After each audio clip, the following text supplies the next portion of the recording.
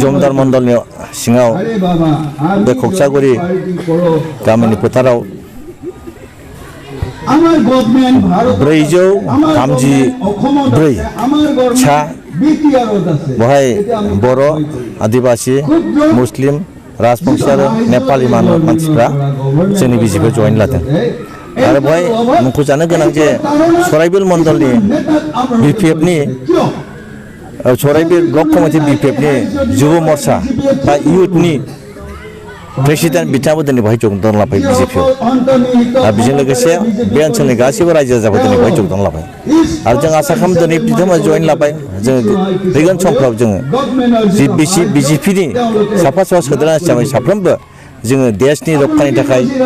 देशनि जौगाखांनो थाखाय बे ओनसोलनि जों खामानि मावगोन आरो जोंहा बे संकस ओनसोला गिख्रांथाव ओनसोल गोबां मानसियानो खस्थ' भुगिनांबाय गोबां मानसियानो हा हु गारनानै खारनांबाय गोबां मानसिया न' बां माने खुरखाना लांजाबाय ओंखायनो जों एक नाम्बार समस्या संकस दैखौ जों होबथानो हानाय दा बेखौ जोङो रायज्लायनानै बोरै खालामनो हायो बे जोंखौ रायजोआ लुबैदों आरो बेवहाय जों सरकारनि मदद नङाबा जों हाया ओंखायनो दिनै बिथांमोना सरकाराव थानानै खामानि मावनो थाखाय बिथांमोना नाजादों आरो आं मोनसे खोथा बुंनो गाबोन जोंनि फ्लाड कन्ट्रल मन्थ्रिया फिजु सारखौ बिथाङा आंखौ लेंहरदों बेखौ रायज्लायनानै थांगोन बिथाङा मा बुङो जों गाबोन रायज्लायनानै बेखौ लागोन आरो जोंहा समस्या बेवहाय गोबां संकसजों नङा गोरिब गुन्द्रा थानाय गोबां ओनसोल बेवहाय गोबां समस्याबो दं बेखौ समाधान खालामनांगौ जों सरकारनि मदद नांगौ बयबो बुजिबाय आरो दिनैहाय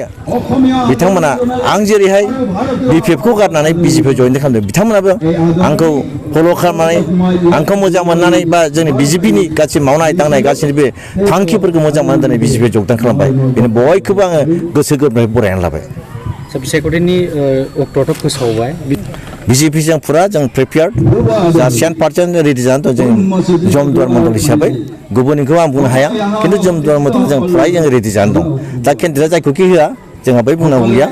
बिजेपिखौनो हो बा इउपिपिएलखौनो हो जोंहा बुंनांगौ खिन्थु जायखिया खामानि मावनानै देरहागोन दा बिसायख'थिनि थाखाय दं कमप्लिटलि जों प्रिपेयार्डखा आगाननिफ्रायनो जोंना दोलोआ ओरैबायदि इलेक्सनबाल' जों प्रिपेयार जायो बे नङा जोङो कन्टिनिउ 24 आवार जों प्रिपेयार थाखायो एक्टिभिटिसबो दंखायो आरो एबार जायनाखि बाय इलेक्सन जानांगौल' गैया 28 नं गसाइगाव बेनि थाखाय जों आगोलावबो सावरायदों गोजौनि दैदेनगिरिफोरजों सावरायदों जाहाथे बिजेपिनो एबार टिकेटखौ होयो होननानै मोननाय मोनैया उननि जिनिस खोथा नाथाय जोङो मोनोब्ला जों साबसिन जायो होननानै जों सावरायदों आरो मोनबाथ' जों इजिलि देरहाहैगोन बुरजा भटैनो देरहाहैगोन जों मोनाब्लाबो जोंनि जायनाखि एलायन्स दङ पार्टनार इउपिपिएल बिथांमोननि केन्डिडेटब्लाबो मथा-मथि बेजोंबाबो जों देरहाहैगोन मोजाङैनो देरहाहैगोन आरो बे देरहानायनि थाखाय जों खामानिखौ मावगासिनो दंखायोखा निस्सय एबार इउपिपिएलआनो जा बिजेपिआनो जा केन्डिडेटआ जों देरहागोन जेरैबाबो देरहागोन बेखौ बिपुल भटआवनो देरहागोन जों आरो